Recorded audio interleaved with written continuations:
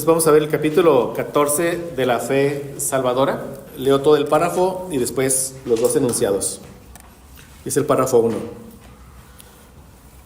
La gracia de la fe, por la cual los escogidos reciben capacidad para creer para la salvación de sus almas, es la obra del Espíritu de Cristo en sus corazones y ordinariamente se realiza por el ministerio de la palabra, por la cual y por la administración del bautismo y la cena del Señor, la oración y otros medios designados por Dios, esa fe aumenta y se fortalece. Entonces dice pocas palabras, ¿verdad? Que nuevamente la fe es un don del Señor, ¿verdad? Que nos dio Él cuando se predicó el Evangelio y por su Espíritu Santo, y esa fe que llegó a nosotros es una fe que va creciendo y se va fortaleciendo en nosotros. Entonces, con respecto a la necesidad de que esa fe nos sea dada, aquí para el primer enunciado viene Juan 6:44. Ninguno puede venir a mí si el Padre que me envió no le trajere, y yo le resucitaré en el día postrero. ¿Habla de qué? De la necesidad que el Señor tiene que actuar en nosotros antes de que nosotros podamos ir al Señor, como ya lo hemos visto en muchos textos anteriores. Habla aquí el siguiente texto de que es un regalo del Señor. Efesios 2:8, un texto muy conocido. Porque por gracia sois salvos por medio de la fe, y esto no de vosotros, pues es un don de Dios. Otro texto que habla de que la fe es un don del Señor, Filipenses 1:29. Porque a vosotros os es concedido a causa de Cristo, no solo que creáis en Él, vean, sino también que padezcáis por Él. Pero es concedido, es un don, un regalo, a causa de Cristo. No solamente la fe, sino también el sufrir por Cristo.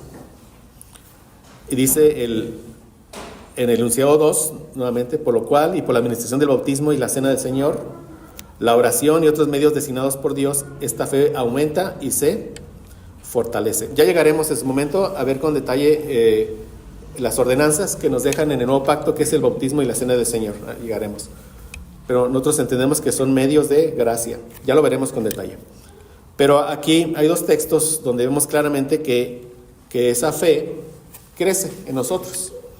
Romanos 17:5, dijeron los apóstoles al Señor, aumentanos la fe. La fe crece. ¿Y cómo va a crecer? Estando mayormente expuestos a la palabra del Señor, ¿verdad?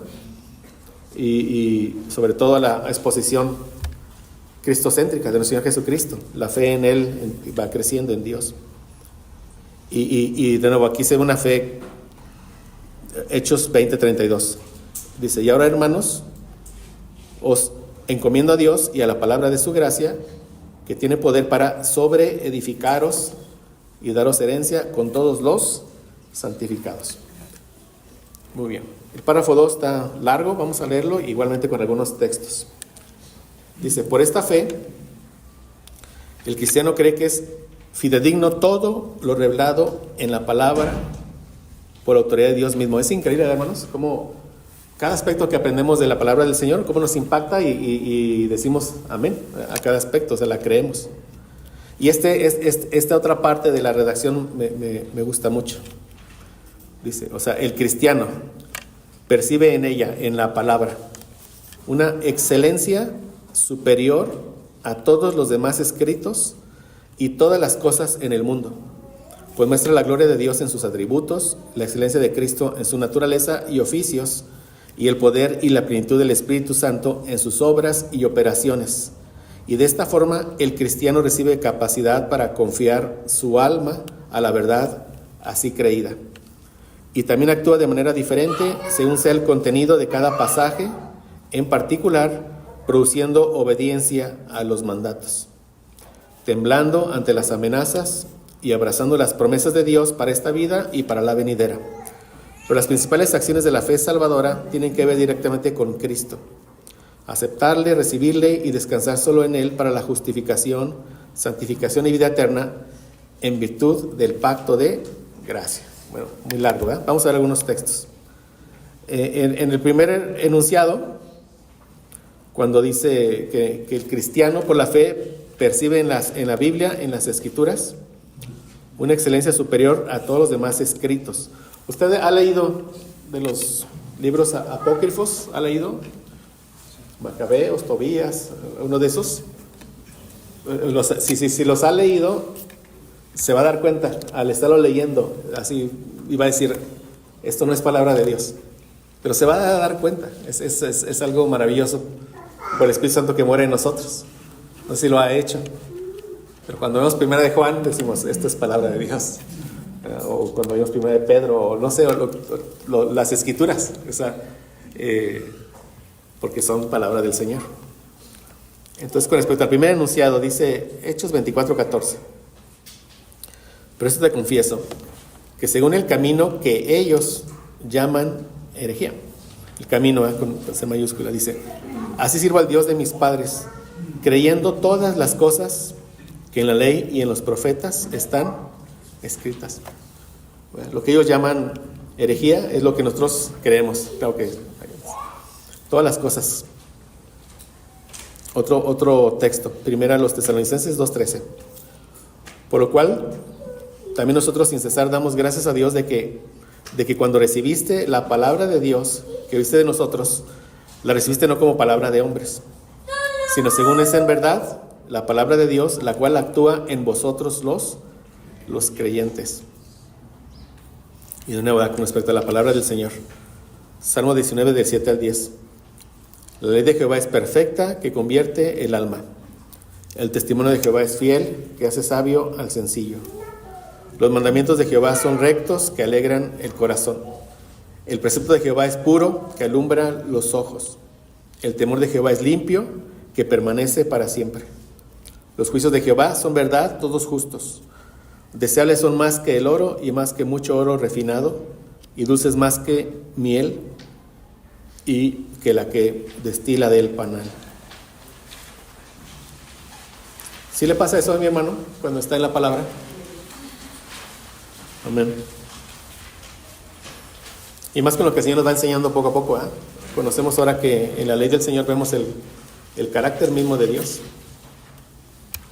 Por eso podemos decir como el salmista, cuánto amo tu ley. Es el enunciado 2, acá del párrafo 2.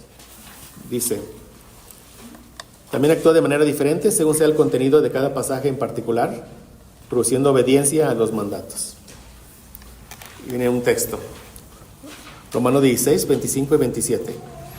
Y al que puede confirmaros según mi evangelio y la predicación de Jesucristo, según la revelación del misterio que se ha mantenido oculto desde tiempos eternos, pero que ha sido manifestado ahora, y que por las escrituras de los profetas, según el mandamiento del Dios eterno, se ha dado a conocer a todas las gentes para que obedezcan a la fe. Al único y sabe Dios, sea gloria mediante Jesucristo para siempre. Amén. Y aquí es la obra del Señor, hermanos. En cada predicación, a alguno le impactó algo, otra forma distinta. No sabemos cómo. Yo digo, es cuando se está uno expuesto a la palabra, es como el Señor nos va regando con agua y nos dando el crecimiento. Exactamente qué pasa en nuestros corazones, quizás no lo sepamos. Pero a la vuelta del tiempo, vemos que el Señor nos ha ayudado a crecer en amor por Jesucristo, en fe, en arrepentimiento. A la vuelta del tiempo. Por eso tenemos que perseverar en el Señor. De una forma lo que dice este enunciado. Y dice el 3. El enunciado 3 del párrafo 2. Temblando ante las amenazas. Isaías 66:2. Mi mano hizo todas estas cosas y así todas estas cosas fueron, dice Jehová. Pero miraré a aquel que es pobre y humilde de espíritu y que tiembla a mi palabra.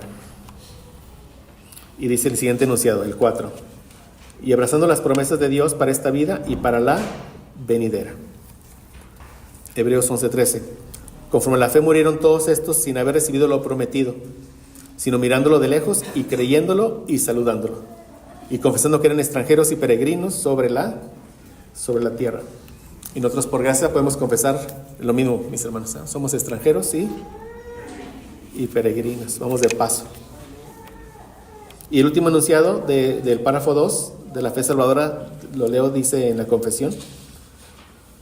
Pero las principales acciones de la fe salvadora tienen que ver directamente con Cristo. Aceptarle, recibirle y descansar solo en Él para la justificación, santificación y vida eterna, en virtud del pacto de gracia. Y aquí habría muchos textos, obviamente, ¿verdad? Aquí hay uno, Hechos 15:11. Antes creemos que por la gracia del Señor Jesús seremos salvos de igual modo que ellos. Este es el párrafo 3. Esta fe, aunque sea de un nivel diferente y pueda ser débil o fuerte, es, sin embargo, aún en su nivel más bajo, diferente en su clase y naturaleza, como lo es toda gracia salvadora, de la fe y la gracia común de aquellos creyentes que solo lo son por un tiempo. Habla de falsos creyentes, ¿eh? Y consecuentemente, aunque muchas veces sea atacada y debilitada, resulta, sin embargo, victoriosa, creciendo en muchos hasta obtener la completa seguridad a través de Cristo, quien es tanto el autor como el consumador de nuestra fe. Nuevamente, este texto nos da mucha esperanza a nosotros, ¿no? Mucha esperanza. Muchas veces nuestra fe va a flaquear, pero como es un don de Dios y Él la va a perseverar, gracias al Señor, depende de Él. Entonces dice aquí el primer enunciado: esta fe, aunque sea de un nivel diferente y pueda ser débil o fuerte. Y un enunciado que nos habla de que la fe nuevamente puede ser débil. Mateo 6:30: y si la hierba del campo que hoy es y mañana se echa en el horno, Dios la viste así, ¿no era mucho más a vosotros, hombres de poca fe? O sea, vemos una fe débil, por así decirlo, conforme al texto, conforme a la redacción, de la confesión. Y otro texto que habla de una fe fuerte, Mateo 8:10. Al oírlo Jesús se maravilló y dijo a los que le seguían: de cierto os digo que ni aun en Israel he hallado tanta fe. O está escribiendo, entonces la fe puede ser débil o puede ser fuerte. Ahora, yo no creo que haya un cristiano, honestamente lo digo, no creo que haya un cristiano que diga, mi fe es fuerte. No creo. Realmente no, o sea, somos muy humillados y sabemos que nos hace falta crecer mucho en todas las áreas, ¿verdad, hermanos? Pero es una característica de la fe. Una fe débil, una fe fuerte. Y dice el segundo enunciado, habiendo dicho que puede ser débil o fuerte, dice: es, sin embargo, aún en su nivel más bajo, diferente en su clase y naturaleza, como lo es toda otra gracia salvadora, de la fe y la gracia común de aquellos creyentes que solo lo son por un tiempo. Entonces, segunda de Pedro 1:1. Ven, aquí está hablándole evidentemente a una iglesia, y estas epístolas han circulado y han llegado a nosotros. Entonces aquí este es un texto que en una aplicación nos habla a nosotros.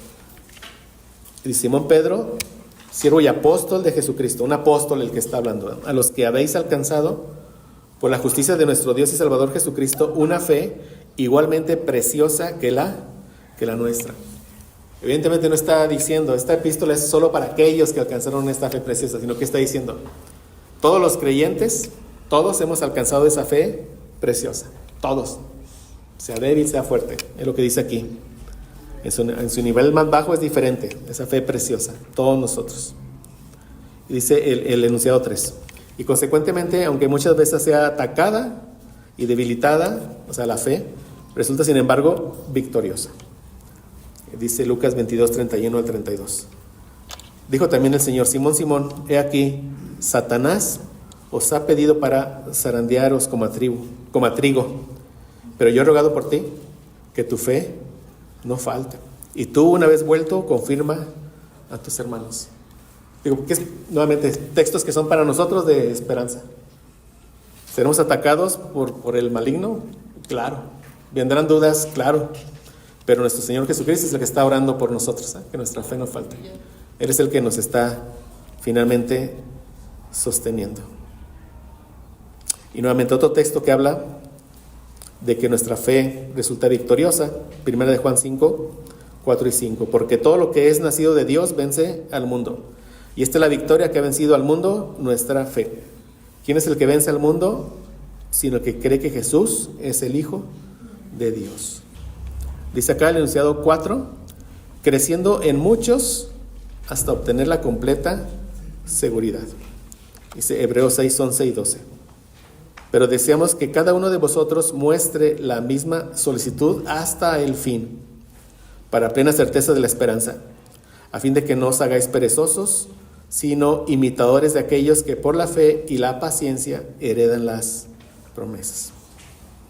Amén. Y finalmente, el enunciado 5, bueno, voy a leer el 4 y el 5. Creciendo en muchos hasta obtener la completa seguridad a través de Cristo, quien es tanto el autor como el consumador de nuestra fe. Dice Hebreos 12:2, puesto los ojos en Jesús, el autor y consumador de la fe. Dice, si bien este capítulo se titula de la fe salvadora, no es la fe la que nos salva. Quien nos salva es en quien ponemos nuestra fe. Jesús, el autor y consumador de nuestra fe. Amén. ¿Entendemos esto, mis hermanos? Algo similar a lo que habíamos explicado en la justificación, que lo retomaremos. Habíamos dicho, la fe no nos justifica. La fe pone nuestros ojos en la obra completa de Cristo. Y el Señor imputa esa obra completa en nosotros y somos justificados por la fe. De la misma manera. Evidentemente se le llama de la fe salvadora para diferenciarla de todos esos entendidos incorrectos de una fe, que no es una fe salvadora. Pero eso es importante. O sea, no es la fe la que nos salva. No es el instrumento que Dios usa para que poner nuestros ojos en la persona que nos salva, en Jesús. Gracias a Dios. Entonces, los cristianos tenemos que poner nuestra mirada en Jesús. Y lo debemos hacer porque Él soportó el sufrimiento por la salvación de su iglesia. Y ese rechazo, esos ataques que soportó, fueron los ataques que nosotros merecíamos. Dice Hebreos 12:2. Puesto los ojos en Jesús, el autor y consumador de la fe, el cual por el gozo puesto delante de él sufrió la cruz, menospreciando lo oprobio, y se sentó a la diestra del trono de Dios. Pero puesto los ojos en Jesús, el autor y consumador de la fe. Dice aquí la nota. El significado de la palabra autor de la fe es claro. Jesús es aquel en quien se fundamenta nuestra fe. Él es el fundamento inquebrantable sobre el que descansa nuestra esperanza y salvación. Sin Jesús, nuestra fe es vana y no tenemos base para creer. Si Jesús no es quien dice ser, entonces nuestra fe es vana. Y esto que puse en negritas, no es exagerado decir que toda la fe cristiana se basa en la validez de la persona y la obra de Cristo. Amén. Por eso Él es el autor. Aunque en el griego hace énfasis en una palabra pionero, como el primero, pero el que nos abrió el camino hacia la gloria eterna, que es el énfasis, pero es autor, porque todo él le da cuerpo a nuestra fe. Es como, así me gusta decirlo. Entonces, toda nuestra fe se basa en una persona maravillosa, nuestro Señor Jesucristo. Verdadero Dios, verdadero hombre. Por eso creemos en toda la obra de Él. El verbo encarnado, el verbo eterno encarnado, ¿no? de una virgen que obedece en todo al Padre. Una sola obediencia completa. Obedece en todo hasta la muerte. En su obediencia perfecta. Que Él llevó el castigo de todos nosotros. Un castigo que fue aceptable por su Padre. Porque lo resucita al tercer día. Y asciende y está ahorita Él entronizado a la derecha de Dios. Y Él vendrá por segunda vez para juzgar a vivos y muertos. Y nosotros le anhelamos que venga por segunda vez. Ya descansar de este cuerpo de pecado principalmente. Pero perseverar en la fe, que Él mismo nos persevera, con los ojos puestos ahora en Jesús. De nuevo, el autor y consumador de nuestra fe. Entonces, de nuevo, no es exagerado decir que toda la fe cristiana se basa en la validez de la persona y la obra de Cristo. Él es el autor. Y dice, Él también es el consumador de nuestra fe. Por consumador se refiere a quien la consumó, aquel que la completó. A toda la obra. Su obra fue perfecta. Cuando dijo consumado es, no faltó nada. Un término contable, consumado es ahí en griego. Y cuando el Padre honró su obediencia al resucitarlo de entre los muertos, o sea, eso, consumado es. Entonces, eso significa que Cristo ha hecho todo lo necesario, todo para asegurar nuestra salvación y la llevará, su obra de salvación, Él la llevará a cabo hasta el final, hasta que estemos con Él en su gloria.